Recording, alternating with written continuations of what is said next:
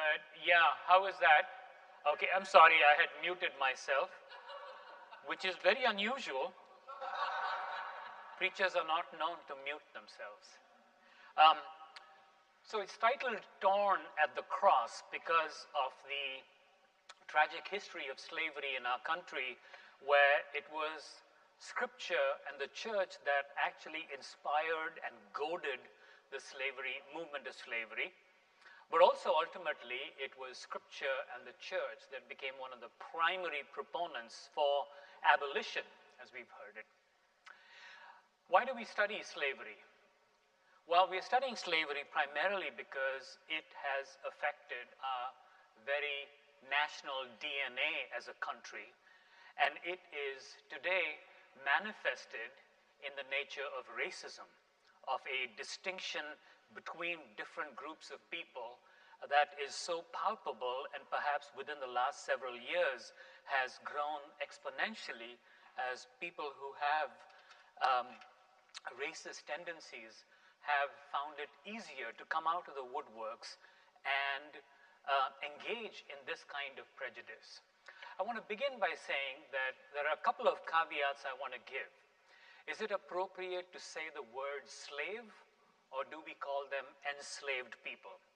I want to recognize that distinction. It's important because necessarily the life of a person who was caught in enslavement was a life that was a life of hard work and beatings and punishment, or the threat of beatings and punishment.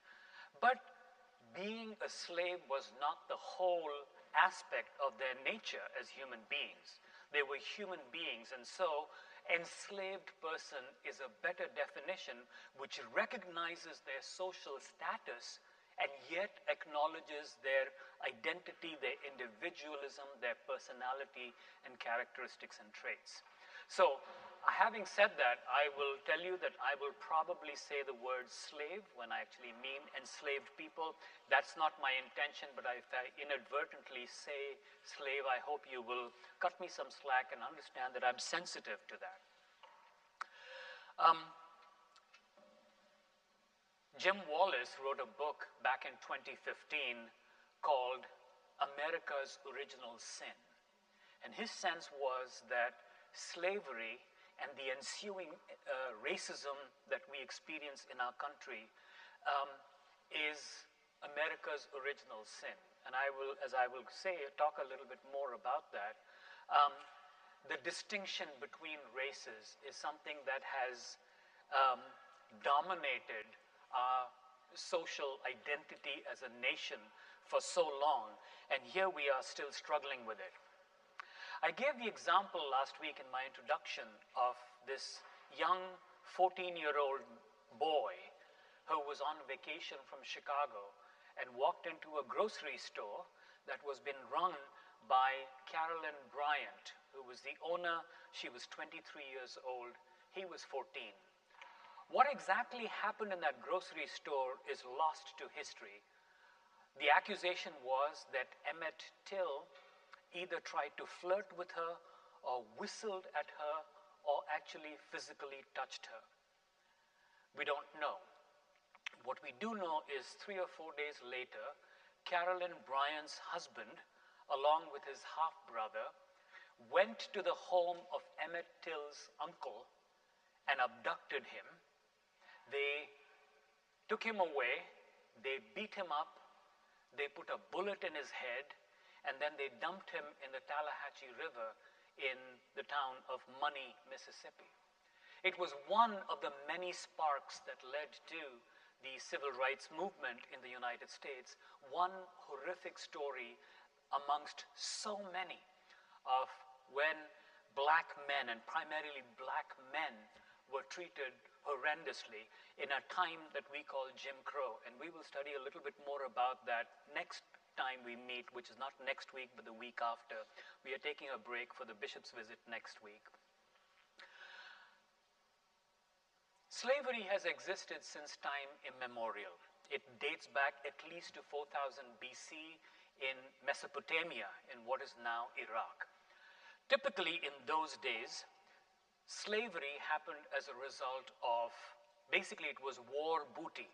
If you won a war against a neighboring or a different country, nation, empire, you had the right to carry away, or you assumed the right to carry away men and women and enslave them. However, as I said earlier, the nature of American slavery is unique in history because of how long it persisted and some of these very specific traits and characteristics that are unique to the American experience of slavery, primarily which is that it was an institution that was predicated on enslaving one particular race of people, African men, women, and children. Also, that it was a lifetime sentence of slavery with no opportunity of freedom, unless you could buy it, which was pretty nigh impossible for the majority of enslaved people, or if you happen to escape. And we hear amazing stories of courageous men and women who were able to run away and escape slavery. Also in ancient times, if you were in debt and were therefore indentured to an owner, you often had to spend a lifetime in slavery. And in some ways, as we know, in our final lesson, the fourth Sunday that we cover slavery, we will experience a little bit about how modern day slavery continues to flourish in different parts of the world, especially the slavery of where young women are abducted in parts of the world and sold into that kind of slavery. So late in August of 1699, a ship docked in a town that is now Hampton, Virginia. The ship was called the White Lion, and it carried 20 enslaved men, women, and children from what is now Angola in southwestern Africa. That was the beginning of the transatlantic slave trade in the United States. However, men, women, and children have been abducted from Africa for 150 years before that and brought into slavery primarily to Brazil and to the Caribbean. And as I was saying earlier, that was the nature of it. There would be marauding tribes within Africa that would capture men, women, and children and sell them to white owners of ships, who would then transport these people across the Atlantic and put them to work on plantations, typically growing sugarcane, tobacco, rice, in parts of the United States. So there's a racial bias to slavery that is uniquely American. It's the heritable status of enslaved individuals, which is that if you were a slave and you birthed a child, that child was also an enslaved child and would grow up and live a lifetime of slavery. And so that was one of the major reasons why women were so important. Special care was taken so that women would survive and flourish, so that they could then give birth to many more children that would benefit the owner. The tragic reality of American slavery is that it was, at least to a certain extent, rooted in Scripture. And the church at that time sanctioned and approved the practice of slavery as something that was biblically justifiable. For those people who've actually read the Scriptures and have come to understand how people at that time assumed that the Bible endorsed slavery, is based on two pieces of Scripture, two passages. One is a strange passage in Genesis chapter 18. I beg your pardon, it's before that, I mess up. It's in the story of Noah. I'll spare you the details. If you're ever interested, it's worth looking at. But essentially, Noah had 3 sons. It's an obscure, hard to understand narrative. But essentially, he had 3 sons. Noah, this was well after the 40 years of rain, 40 days of rain, and finally when the boat docked, the ark docked, they began to live life, and his three sons, between his three sons there was a discrepancy. One understanding of it is that Noah got drunk and he exposed himself, he was naked, and two of his sons actually covered him while the third one did not. His name was Ham, and the Bible says that Ham was cursed and that he would be the slave of his brothers. Somewhere along the line, the assumption was made that Ham was black, and therefore black people were specifically designated by the church in 17th century America as rightfully slaves because they deserved to be slaves because they were inherently black in color. The other passage comes from Ephesians chapter 6. It's a verse that says, where Paul is writing, saying, "Slaves, obey your earthly masters with respect and fear and with sincerity of heart, just as you would obey Christ. Obey them not only to win their favor when their eye is on you, but as slaves of Christ, doing the will of God from your heart.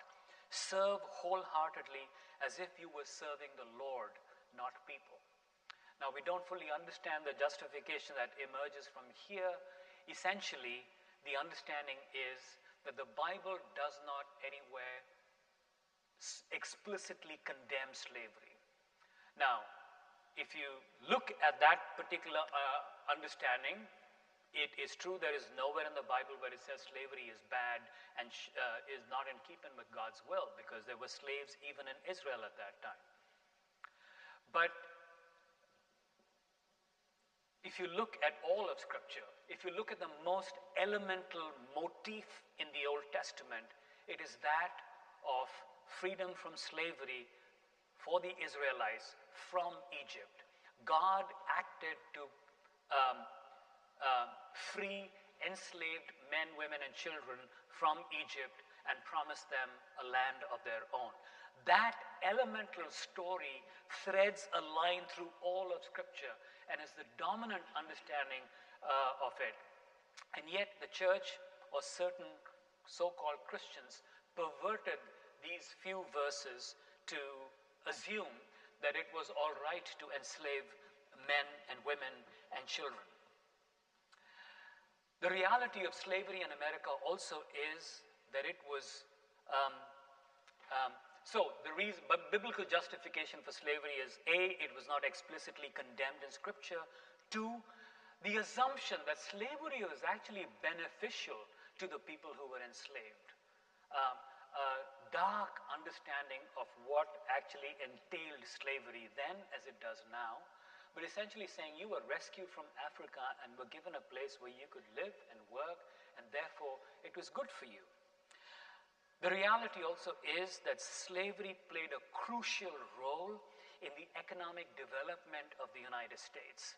That in a particular area of growing tobacco and sugarcane, which were very labor-intensive processes until the modern industrial movement began, it was on the backs of enslaved people that much of the wealth of the United States and its advantage over other nations was fueled by the institution of slavery. It was also one of the primary reasons why capitalism around the world grew. It emerges out of the United States and it becomes the very building block for the capitalist system that we see today.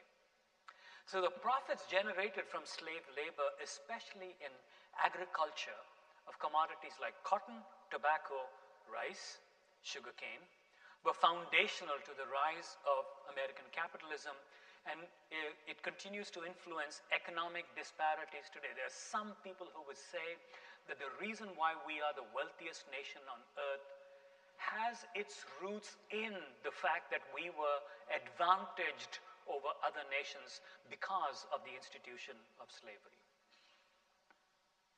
So it is also the reason, some would argue, for the tremendous economic disparities that are evident in our country. It's not like there are not economic disparities in other parts of the world, but the American experience of economic disparity is rooted in slavery, especially when you consider how people who are officially no more slaves are still disadvantaged in this country today. So there are long-term effects of slavery. The legacy of slavery has resulted in these persistent economic disparities, because even when slavery officially ended in 1862 at the Emancipation Declaration, it was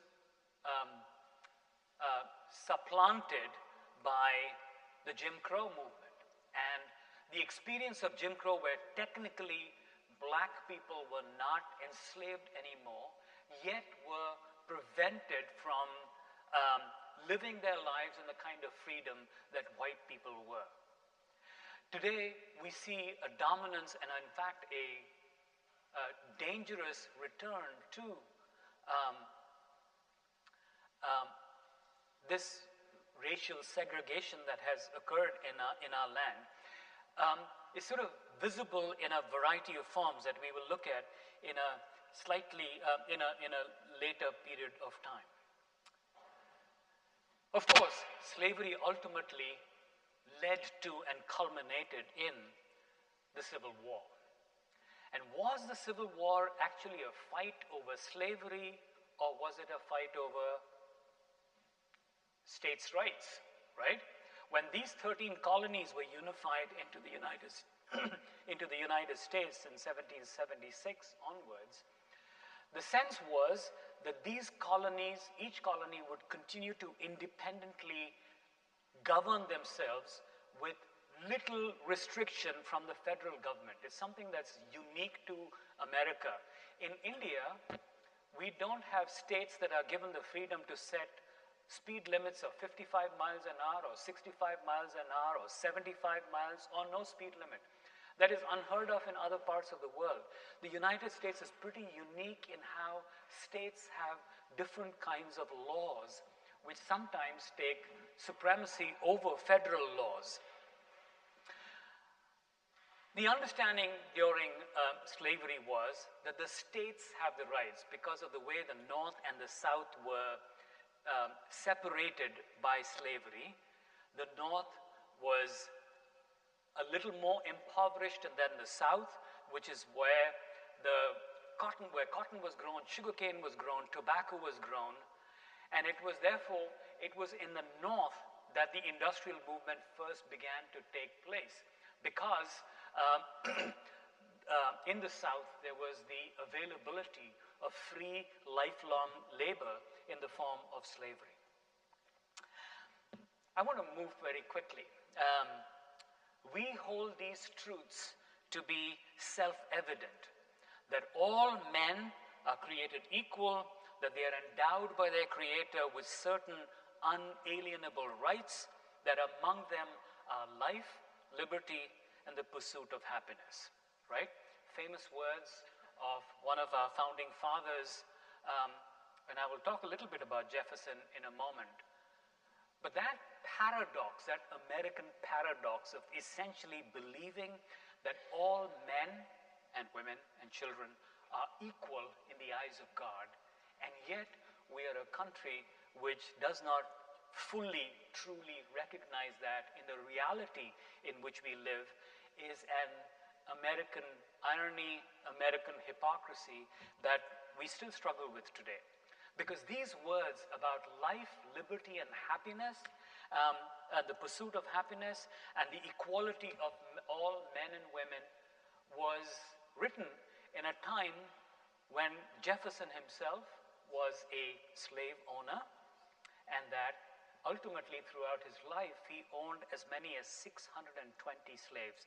Let's talk about Jefferson in a moment, though. I recounted earlier during the announcements the narrative of what it was like to be carried away from the plains of Africa, and the horrors that were inflicted upon a group purely because of their race is so distinct in human history.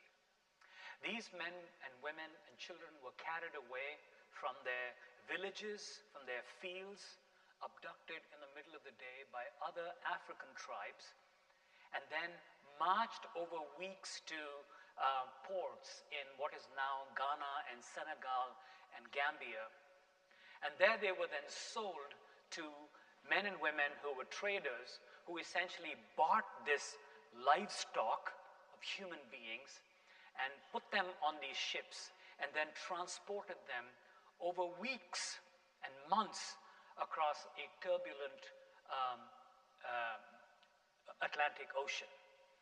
The journeys in what is called the Middle Passage, we know were horrific, that men, women, and children were put down into the hold of these ships, were given, as I was saying, enough space for a coffin, shackled, manacled. There was dysentery and other diseases that sprang in the hulls of the ships. Men and women died on those ships, whose bodies were not removed or thrown away, and that continued to fester more disease amongst them. They were fed as little as possible, even though the intent of the owners was to keep them alive, at least until they reached on the other end of the Atlantic so that they could be sold.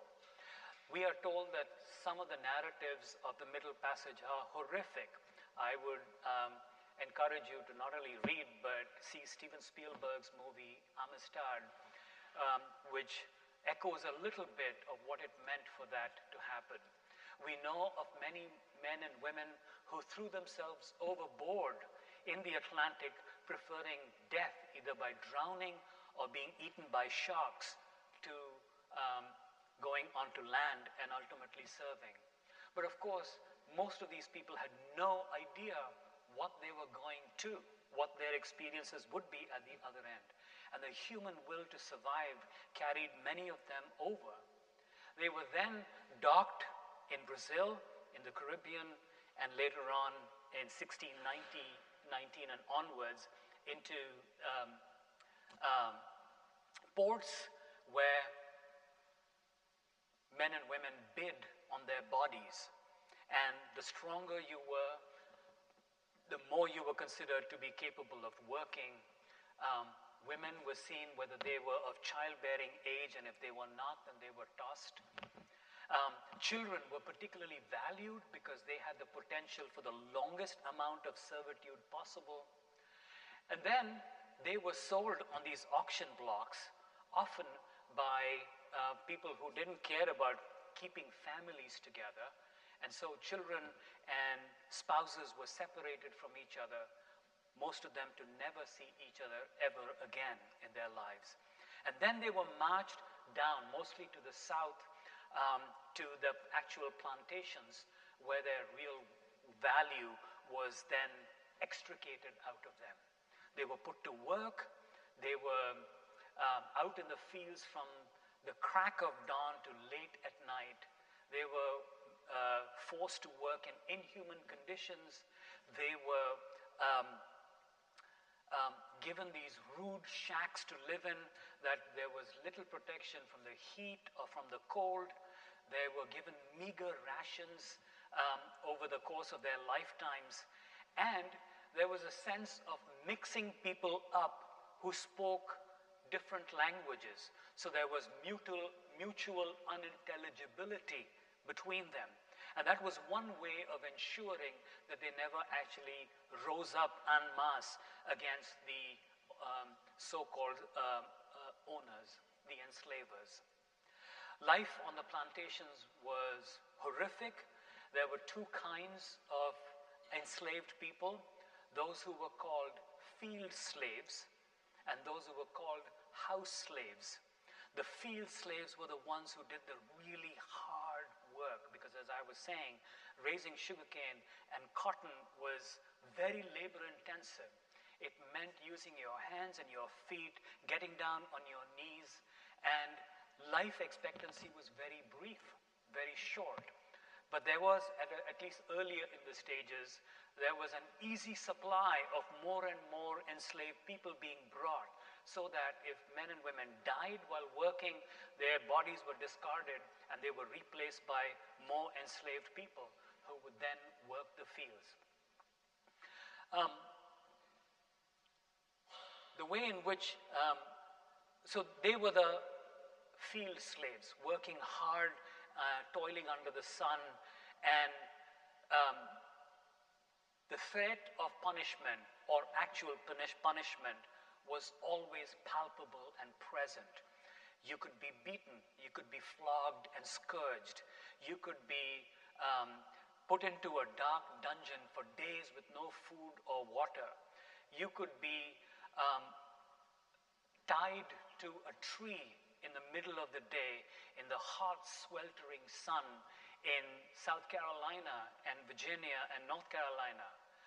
If any of you haven't, I would recommend, if you really want to dig deeper into it, a movie called 12 Years a Slave, which is a horrendous account of what daily life for enslaved people was like.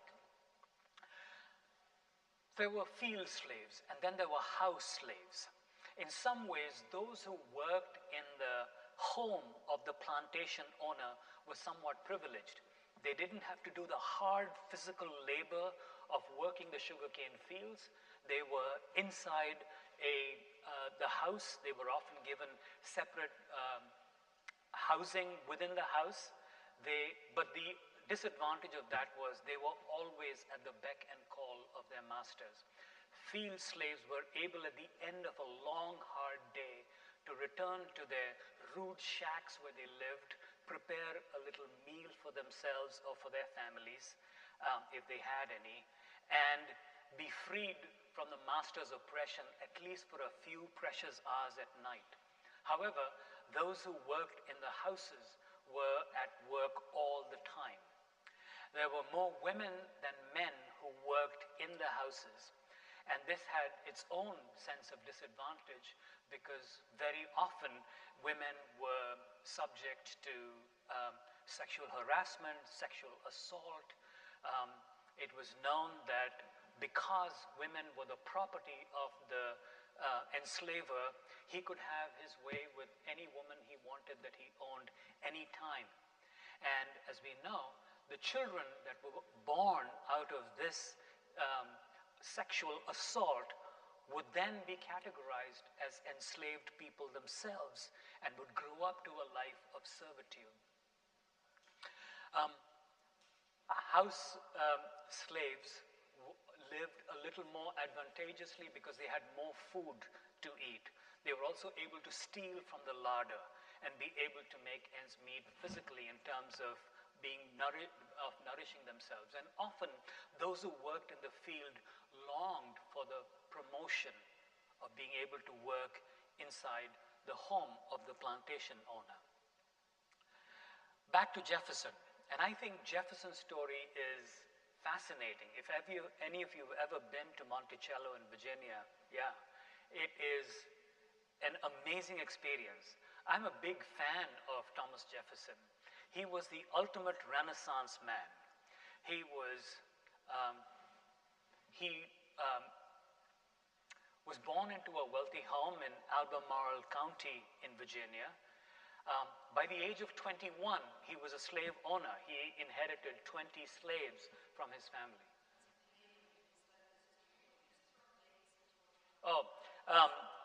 Sure. So Thomas Jefferson, I'm not sure exactly of his dates, but he was one of the founding fathers. So this would be around the 1720s, 1730s, when Jefferson was a young 21-year-old, maybe a little later. Yes, but we're talking about the early to middle 18th century. Thomas Jefferson became a slave owner, and then he married Martha Skelton, and her dowry brought him 135 more enslaved people. At the peak, Jefferson was the second wealthiest plantation owner in Virginia. He was clearly one of the great leaders, somebody that the state looked up to. And when his father-in-law died, he inherited 14,000 acres of land and he had 4 more plantations along with the ones that he already owned.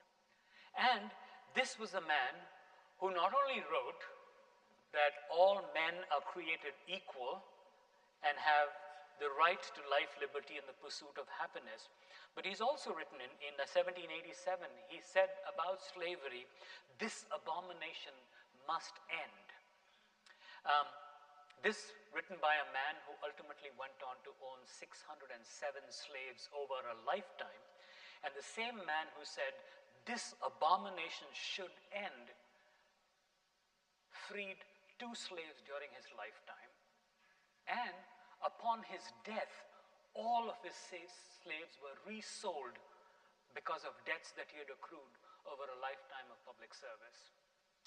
That innate hypocrisy of Thomas Jefferson somehow is endemic to many of our founding fathers, because inasmuch as our founding fathers were fighting against the oppression of King George III, an oppression because they had to pay taxes without representation to that foreign land of England far away, had little trouble in continuing to punish and enslaved people that worked for them. Today, if you go to Monticello, within the last, I think, decade or so, you can actually do a slave walk. So that earlier, if you did a tour of Monticello, all you were shown was the tremendous inventiveness of this great man. He was a writer, he was a philosopher, he was an inventor. He invented some fascinating machines like a polygraph test, one of the early polygraph tests. He came up with a copying machine where if you wrote with one pen on this side, there was a pen on the other side that wrote at the same time. He was very thoughtful about how best to live, and Monticello is a beautiful building. He was also the founder of the University of Virginia in Charlottesville, just a few miles down the road from Monticello, and he was the architect who planned both the beautiful dome of the University of Virginia in Charlottesville, which looks a lot like the dome in Monticello. Slavery became endemic in the United States. It became a major fuel for wealth, growth in the South, and this division between the North and the South became more and more palpable. But I don't want to give us the impression that slavery only happened in the South. That is a misnomer. Slavery was alive and flourishing in the North. It is just that cotton and sugarcane were not planted in the North because essentially they required the particular weather conditions in the South. But there were house slaves in the North. If you ever go to a city in Rhode Island called, what is that city on the shore? Sorry? No? Providence is a city, but there's another. Thank you. Newport, Rhode Island.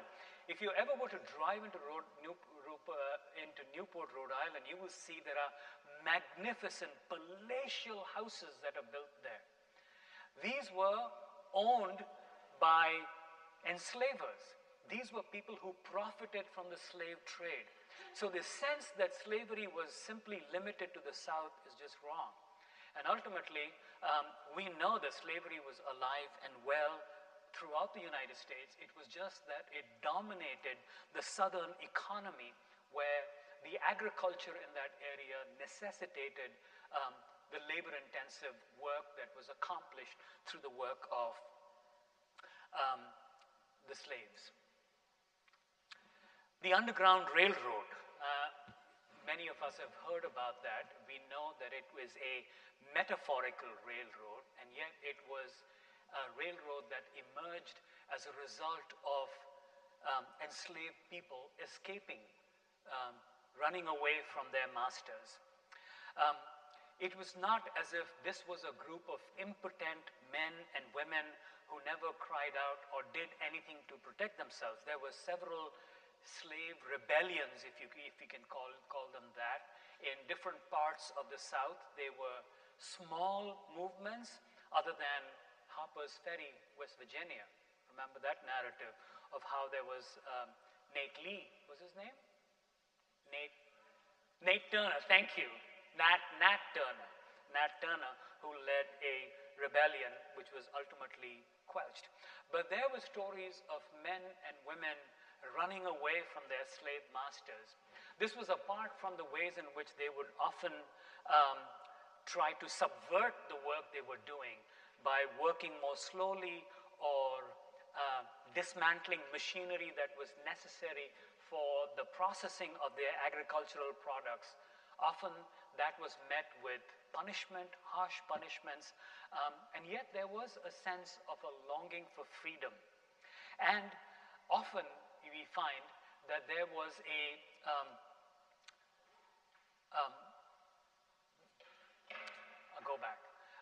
there was a time when the abolition movement began to take seed in the North, particularly through the work of some major people like Harriet Tubman, for instance, who herself was an enslaved woman in the South who escaped to the North and told stories about what slavery was like in the South to Northerners, and often inspired churches and Christian groups to do something about this abomination that was happening in their own time.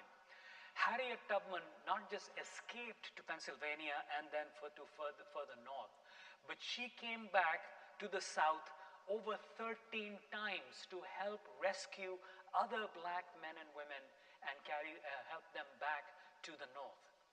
We know the story of Frederick Douglass, one of the great orators of his time, one of the great inspiring figures for freedom, who himself was an enslaved man who escaped to the North and very eloquently made impassioned speeches in the North to try to rally the troops to come to the aid of the enslaved people down in the South.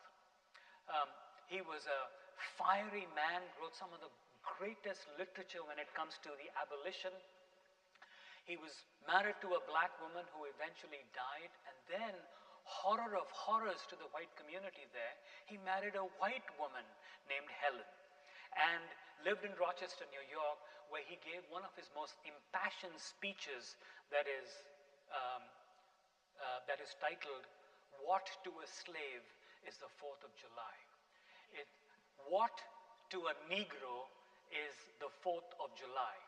He was asked to speak on the 5th of July, I forget which particular year.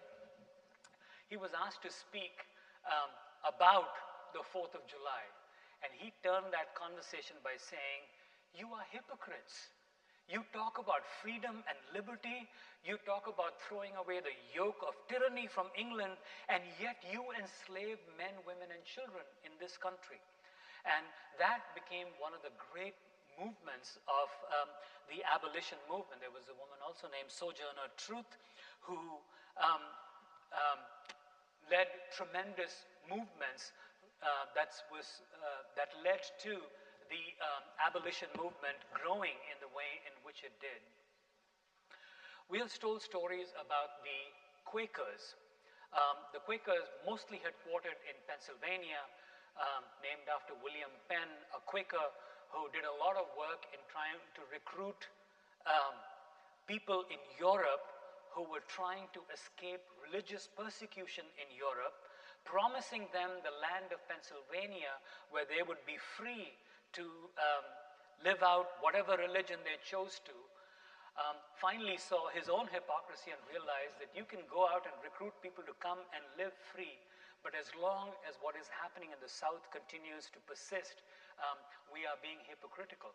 And so Pennsylvania became one of the great places for enslaved people to try to escape to. And that's how the Underground Railroad was formed.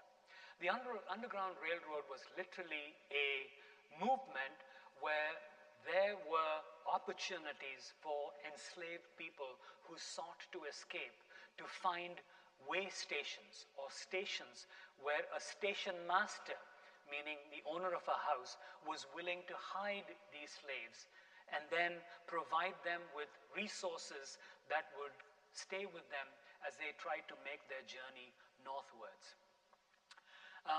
Late in the 19th century, there was there was an act, the Fugitive Slave Act was enacted, where if men and women escaped the South and somehow made it across to the north, to Ohio, for instance, they could still be caught and returned to the slave owners because of the Fugitive Slave Act. Even though the North did not quite like slavery, they were willing to come into some kind of a compromise with the South, trying to keep a nation together that was teetering at the roots, because the roots of the Civil War were beginning here, where the North and the South were divided over the issue of slavery. Enslaved people came up with interesting ways of communicating. One of the things that they were prevented from doing, of course, was learning to read and write. So an enslaved person had no right to literacy or education, and a slave could be punished or killed for wanting to learn to read and write. So they came up with interesting ways of communicating. This was also the time when there were Christian missionaries who sought to preach the gospel, evangelize, and convert these heathen slaves to Christianity, but still continue to perpetrate the system of slavery. But the gospel began to take root in the lives of many slaves, and what we know today of as Negro spirituals often have their roots not only in black enslaved people in the South, but also that a lot of these songs, this Negro spirituals, inherently contained information about the Underground Railroad or opportunities that might exist. For instance, I don't know if you're familiar with the song, "Swing Low, Sweet Chariot, Coming for to Take Me Home." It is a song which actually refers to the quote-unquote big escape. It is a song about an angel band coming forth to carry me home. Essentially saying there are groups of people available who are standing guard across the river or somewhere not too far away in the distance, and they are ready to help assist you to escape towards freedom. So the sweet chariot is a code for the Underground Railroad, which comes south. The sweet chariot comes south, which is swing low, meaning swinging south, to take the slave to the north, to carry me home, because the north was a promise of freedom for them. Another Negro spiritual is called "Wade in the Water," right? Wade in the water. It teaches the slave to hide and make their way to the water and try to walk upstream. The need to get into the water was because the enslavers would have bloodhounds who would try to seek the slaves. And so getting into the water meant that they could escape the scent that would throw off the dogs. Steal away. Another song that comes to us from the slaves seeking freedom. Or "Go Down, Moses." Of course, it refers to Moses, the great liberator of the Israelites from Egypt. But so in the context, it says, "Go down, Moses," meaning down, meaning essentially the Mississippi River and the Mississippi Delta, and the places where then slaves were directed through these implicit songs. They also used other ways. They had a code of drums that they would play that would communicate in ways in which the enslavers had no idea what was being communicated. But that human aspiration for freedom is engendered in these spirituals that we sing from levas, from our Lift Every Voice and Sing here in the church. Some of the other songs One of the songs that we sang together today, which is, maybe not today, but we have often, which is Let Us Break Bread Together, again carries messages of hope and strength and avenues of freedom for enslaved people. Go down in the river to pray, another song, also carries that same meaning. Michael row the boat ashore, another Negro spiritual speaking about opportunities for freedom. Sometimes I feel like a motherless child. These are all songs that are imprinted in our memory. Amazing Grace, of course, becomes an anthem in the United States at a later stage.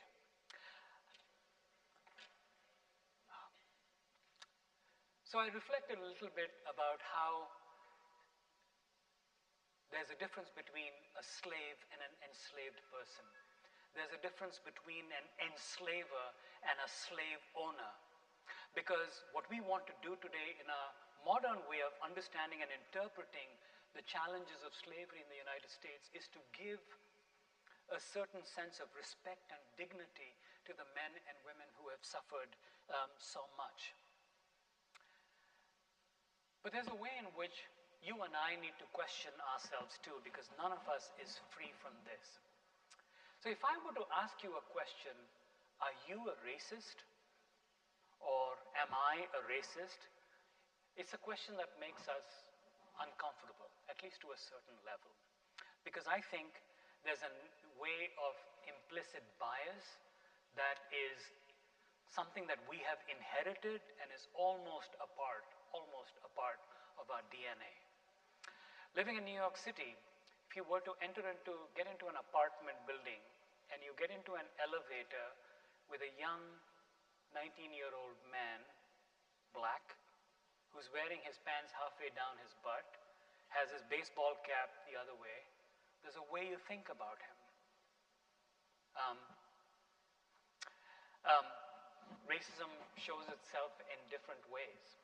When I was new to the United States, I would take these gigs to go to churches where I was asked to celebrate and preach into a church where nobody knew me, basically working as a supply priest.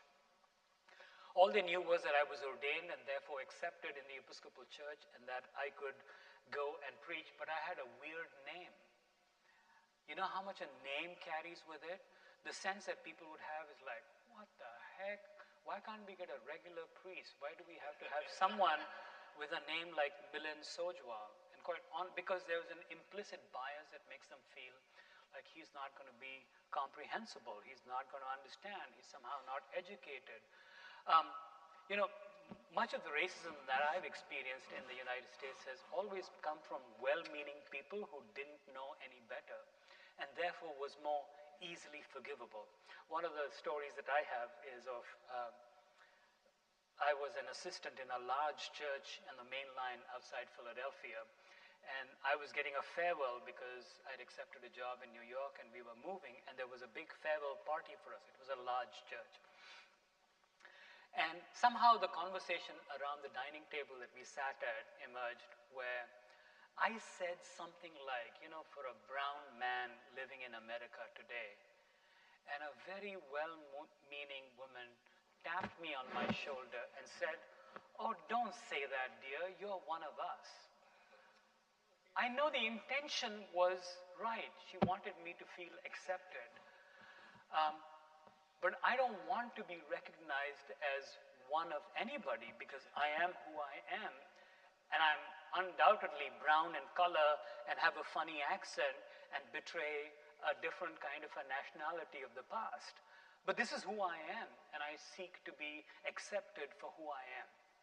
Having come to America, though, I will tell you that after having lived here almost as long as I lived in India, that new immigrants go through all kinds of challenges and difficulties, but in my experience, for every new immigrant who is at the bottom rung of the ladder and experiences racial discrimination in a variety of ways, there's always one more person below him. And you know who that is? That is a young African-American man. Black people have somehow been chosen for the kind of bigotry and prejudice and racism that is so deeply inherent in our culture today that as much as we try to shake it off, is very hard for us to do. As an immigrant, the sense was that if I'm coming from India, I must be educated, I must be good at math, I must be a whiz at computers, which most of you know don't apply to me at all. Can't do math to save my life, and I'm terrible at computers. I see John Sack getting up from there because he can vouch for my lack of technical ability. Right, John? Implicit bias is real. And I think after 34 years in this country, if I am to answer that question of bias and prejudice and racism, I will have to say yes, but I'm trying to be a better person than I am. I am trying to become more conscious of the inherent bias that is part of the prejudice that I bring in my own way to this country. I grew up in a country where prejudice and bias against people is so deeply entrenched, where the color of your skin, the level of your education, the particular last name you carry, the caste that you represent, all of those are so categorically divided that having come to the United States and knowing that it is not a perfect country, I bring some of the prejudices that I have inherited in my own land, and I try to become less racist. Abraham S. Kendi is a wonderful writer and a podcaster. I would encourage you to listen to him, who speaks about race and racism and inherent bias that we all carry. So, what is the difference between prejudice and bigotry and racism? Well, prejudice is when a person negatively prejudges another person or group without actually knowing their beliefs, their abilities, their thoughts and feelings. Bigotry is a little stronger, where we actually believe that discriminatory behavior against a certain group of people is justifiable. And then, of course, there's racism, which is so deeply embedded in our understanding of people of color who are different from us. We will go on over the next few weeks to explore some more of these very hard, difficult questions, like white supremacy, the unleashing that has happened by a government that has, I think some would say that the current administration is blatantly racist in some ways, and some of us would agree. Others would say that maybe what this current administration has done is just empowered something that was always simmering just below a certain level.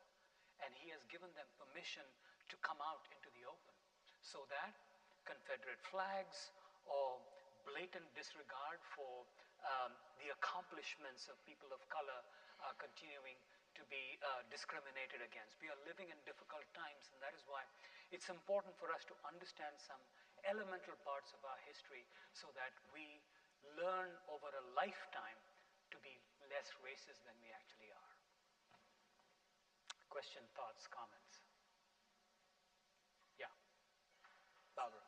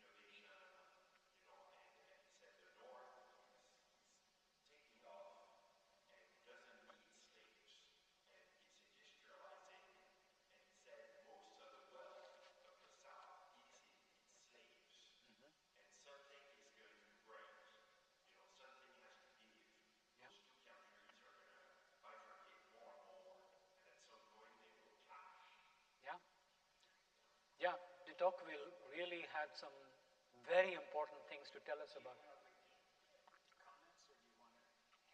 I think we can, from now on, we can do handle for me. Thank you. Yeah. But yeah, de Tocqueville had something really important to tell us about how as an outsider, a Frenchman traveling in America, saw America, because sometimes it needs an outsider's perspective to us because we are so entrenched in a system. Yes, Margaret. There was an article today. One sec. If you can speak into the mic. Today in the New York Times, maybe others have seen it, about a newly discovered station, underground railroad station in New York City. In a closet. Yeah, it was actually a drawer that could open up, and then there was a passage. Yeah. Yeah. You know, we lived in a rectory of our last church that was built in 1799. And we had these, on the third floor, we had two large rooms that had a staircase that led to our kitchen and not to the rest of the house. For us, there was a separate big staircase that led up to the bedrooms. And the understanding was that in the attic of that church building, there might have been one of the way stations for an underground railroad. Yes. I think the problem of slavery in America is not without the context of slavery in the Caribbean and the role of the Spanish in the slave trade and slavery in Mexico and Brazil. And we often think about America as if it's the only place. And I think one of the things about the slavery in the Bible, from my understanding, is there are passages that talk about slavery being voluntary in the Bible, and that it was time limited in the Bible. And I'm not sure that you can say that the Jews in Egypt did not suffer inherited slavery, because what we understand is that all the Jews were slaves. Once they went to Egypt voluntarily, but then they could not leave, and they were kind of in that position. That's just my understanding. So I think that the context is not, and I think the other issue about American slavery is all the rules changed. It's not like there was one rule. You had all these different states, but they kept changing the rules. Yeah. And so it's not like it was one monolithic thing, and it evolved through time. And I just think that it's such a complex problem that the narratives gloss over so much of the fabric of what we experience. I'll just say those things. Yeah, thank you. Yeah, there's something unique about American slavery, but it's certainly not the only country, not by a long shot. And in fact, as I was saying, 1862, the Emancipation Declaration happens. 1865, the Civil War ends. Slavery. Thank you, 63. I'm not good at math. 1865, the Civil War ends, and of course, slavery is gone, right? Well, no, what we see is a new form of slavery, which is not that different, where we see Jim Crow laws, we see sharecropping, which was not that different from slavery, and a continuing entrenched system where so-called free black people were not allowed to vote, had lived precariously because of laws that continued all the way into the 20th century with segregation laws. Yes, Joy.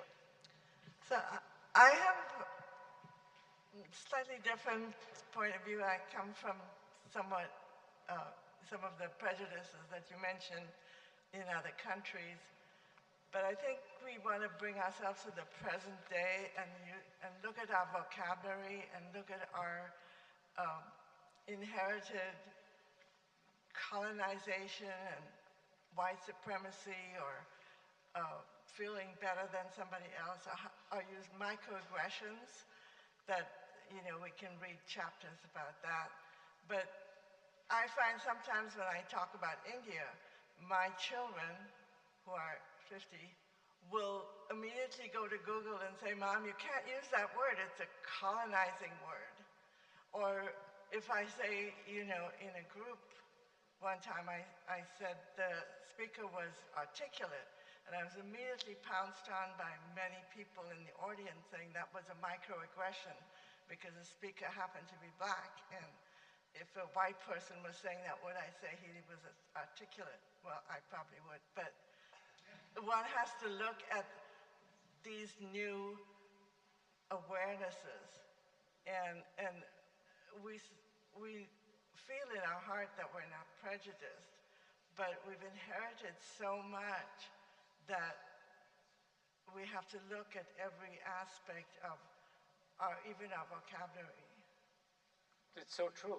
And I think, thank goodness that we're moving into a mode where we are becoming more aware. We still have a long way to go. And, every time I've heard the phrase, and I've heard it surprisingly enough times, which is, I'm not a racist, but.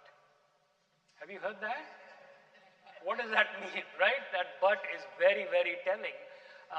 I think an acknowledgement of the fact that we are all works in progress. We're all trying to live into what it means to be truly unbiased and unprejudiced. And as long as we are broken human beings, we'll never get to that place. Just last night over dinner with some friends, we were talking about how we live in a neighborhood where I can count the number of houses that do not have a Black Lives Matter sign. All the houses in our neighborhood have a Black Lives Matter sign. You know what's missing in our neighborhood? Is black people. They're just not there. I don't see them anymore, which is fascinating. It's a lot easier to put a Black Lives Matter sign outside my house when I don't have to interact with them. I'm not judging my neighbors. I appreciate the sentiment. And yet the reality is there, right? Bill. So Liz can probably Liz can probably correct me if I'm wrong, but you mentioned that slavery ended in the United States with the Emancipation Proclamation, but I think technically it only applied to the states of the Confederacy, and there was still slavery in the United States after the Emancipation Proclamation. Sorry, Yeah. please. No, I just want to second Bill. It's true. The Emancipation Proclamation only ends slavery in the states that had seceded, because Lincoln uses the excuse of martial law to be able to, he says he can't take away, in effect, the rights of states that haven't seceded. So it's true, and then the 13th Amendment is, in 65, is what officially ends slavery in the United States. Yeah. In border states and in maybe territories, there was still slavery after 1863, right? And Juneteenth, guys. Juneteenth. I mean, we understand Juneteenth is that everyone in Texas was free, but they didn't tell anybody. Yeah, right. Until the troops showed up. I mean, it's like. Yeah. I mean, that's the reality of America today, or in general, is that there's resistance to equality and freedom. I mean, that's the reality. Yeah. I didn't grow up with any black people. The only, in a high school of 1,200 people, there was one Jewish family and one black family, and he was the quarterback for the football team. So it was like I grew up with this stereotypical world. But when I moved to America, I realized how prejudiced I was against the French Canadian community where I grew up. And it was shocking to me to realize that I had this inbred in me, and my mother certainly had it. So it's been a reckoning for me, because my son moved into the French neighborhood in my city where I grew up. And it's been really interesting to explore and recognize my own weaknesses and failings in that area. Yeah. Thank you for those clarifications. But yes, Susan. The town where I grew up, Madison, New Jersey, was very proud of the fact that it had a station on the Underground Railway. and we were all taught this in school, and I think the house is still standing. However, there were 2 neighborhoods in the town which were exclusively for black people, and they were not allowed to buy in any other part of the town. And everyone said, but they're such nice neighborhoods, and they're nice houses, and they keep them up well, and they're happy there. That's what they said. Yeah. Yeah. Well, and you all are aware the way in which systems of prejudice still persist. 101 was built to separate East Palo Alto from Palo Alto, right? There was redlining that has happened. So when we come next time, 2 more weeks to move forward, we want to cover a little bit more of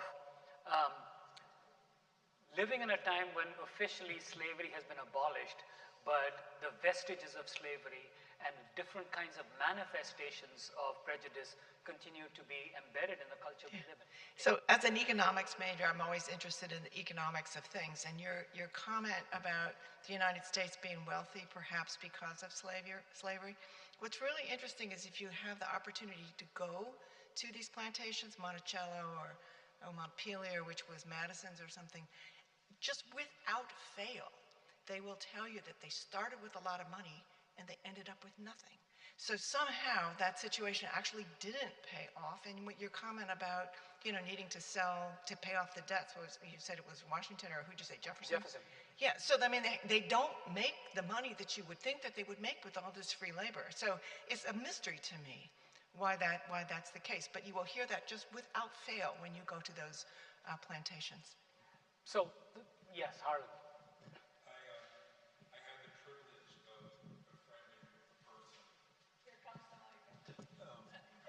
I had the privilege of befriending a person who had been a spy in World War II, and he was an American who passed as a German and was entertaining because he was very talented in nightclubs and things, and he was a spy.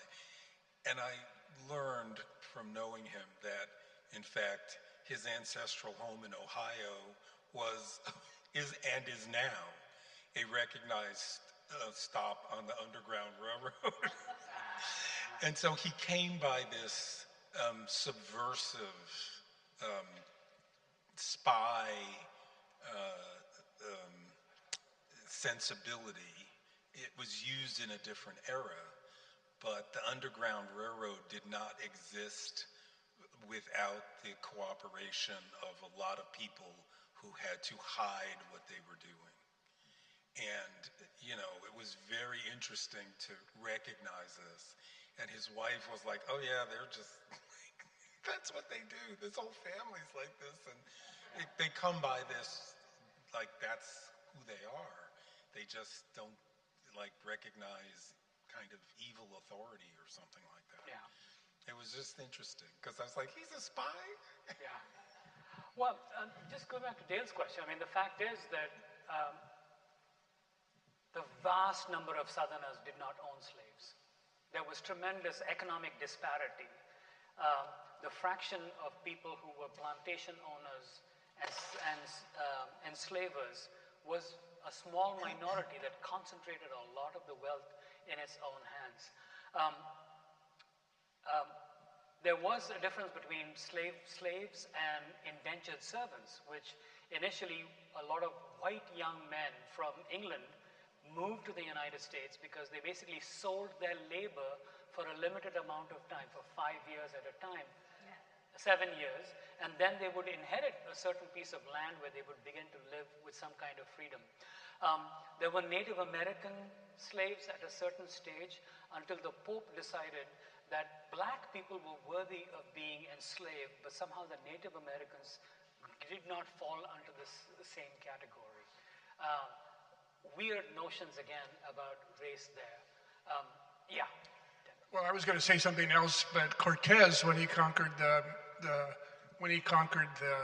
Aztecs, took his Apple phone out and called the king back in Spain and said, "What do I do with these? Are they people?" I mean, so there was a lot of bias coming from Europe.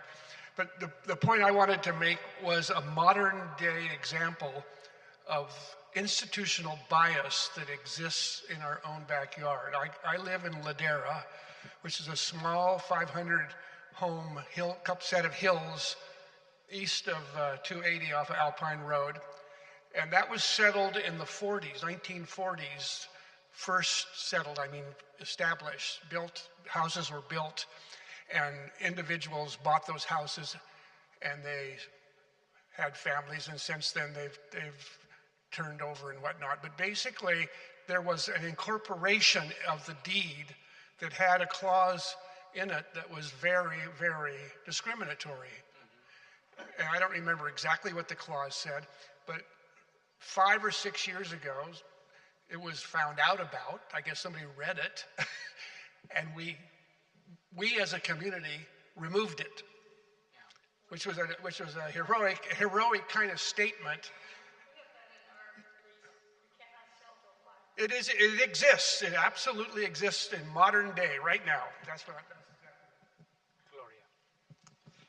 I just wanted to comment. I mean, it's more general with regard to how we're all taught from the very beginning, good and bad. There's a dichotomy that is reinforced again and again, that you have to have some separation of good and bad. And as long as we adhere to that dichotomy, we're in trouble. But season of Lent gives us a perfect opportunity to understand that all of this is within us. All our capacities for bad, all of our capacities for good, and it's only through the willingness to again and again look at that. I remember the first time many, many years ago that I was at an event where everyone was put in the basket of having inherent racism. I was like, what? You know, it was so shocking. But the willingness to take a look at what in Jungian psychology is called our own shadow, and to recognize and get to know that part, which is not easy, but again, is very much inherent in our liturgical season of Lent. Thank you. True. Yeah, well, thank you for your questions and comments. Not that I know all the answers. I'm an amateur just like you all. Yeah, John. Hi, everyone. This is my first time here, and I just want to say, oh my goodness, thank you for all that you do. If it wasn't for my neighbor, Margaret, who shared with me this page, just so that I could recognize in my own self, I'm a learner, I'm so flawed, but I'm deeply trying to make a difference. And I wanted to just share with you that there is a new Black History Museum in Redwood City. There's a new museum in Redwood City called the Domini Hoskins Black History Museum and Learning Center, dedicated to educating visitors about contributions and history of African Americans, exhibits spanning culture, innovation, art, and more. So I think the other thing that we have the opportunity to do is keep your voices alive and recognize young people are less conversant and aware of this topic. Look at the population here. We're not filled with youth of 20-year-olds and 30-year-olds that really need to continue recognizing the history and contributions of Black history in our country. And thank you for this talk. Thank you.